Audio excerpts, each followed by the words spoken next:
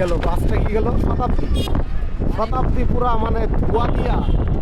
এই যে দেখো মঞ্জিল এক্সপ্রেস চলে আসছে। আমরা কিন্তু এই রাস্তাটা আবদুল্লাপুর গাইড, আবদুল্লাপুর। ও মাই গড এই বেটা রাকিব, ধরে কিন্তু আমি রাফ চালাইতে না করছি। ভাই আপনি কোথায় লাগবে এটা কন্ট্রোলে আছে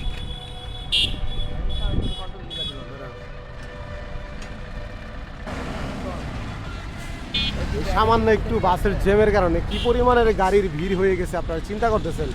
সুইস গেট টু আবদুল্লাপুরের রাস্তা এটা, এখানে গাড়ি থাকাটা স্বাভাবিক, কিন্তু এত বেশি থাকাটা অস্বাভাবিক জ্যামের কারণে। রাস্তার আবার কাজ চলতেছে, উপর দিয়ে ফ্লাইওভারটা যখন হয়ে যাবে তখন তো মনে করেন যে এই এই রাস্তাটা আমরা 5 মিনিটে পার হয়ে যাবো ইনশাল্লাহ।